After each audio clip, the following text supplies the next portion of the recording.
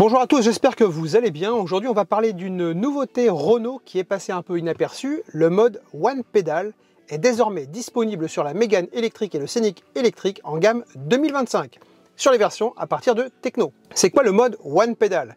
Est-ce que ça vaut le coup? Est-ce qu'on peut l'activer sur une Mégane ou un Scénic déjà acheté? Restez connectés car justement, c'est ce que nous allons voir dans cette vidéo.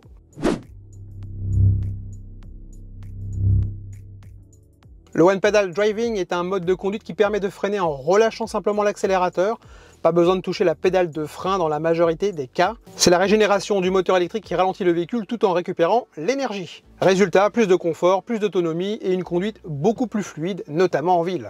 Cet équipement est déjà intégré chez Tesla, mais également sur la Nissan Leaf et d'autres modèles de véhicules électriques.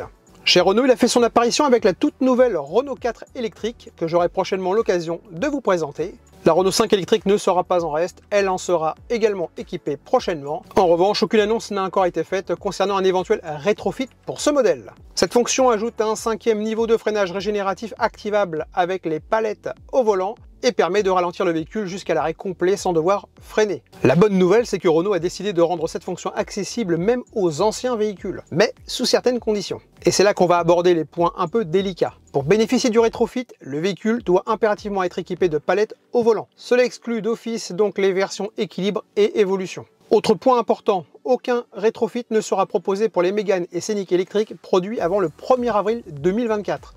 Attention, il ne s'agit pas de la date d'achat, mais bien de la date de production du véhicule. Vous avez peut-être acheté un véhicule en stock en 2025, mais s'il a été fabriqué avant le 1er avril 2024, alors vous n'êtes pas éligible au rétrofit. Concrètement, voici comment ça se passe. Pour les véhicules produits entre le 1er avril et le 17 novembre 2024, le rétrofit est possible, mais uniquement en atelier. Les clients concernés devraient recevoir un mail de Renault les invitant à prendre rendez-vous pour effectuer cette mise à jour en atelier. Pour les véhicules produits après le 18 novembre 2024, bonne nouvelle, la mise à jour pourra se faire à distance en over the air, directement via l'écran Open Airlink. Et pour ceux qui ne sont pas trop à l'aise avec la technologie, un passage en atelier reste toujours possible. Si vous avez un doute sur la date de fabrication de votre véhicule, vous pouvez contacter votre concessionnaire ou m'envoyer directement un mail. Il est dans la description de cette vidéo et je ferai de mon mieux pour vous aider.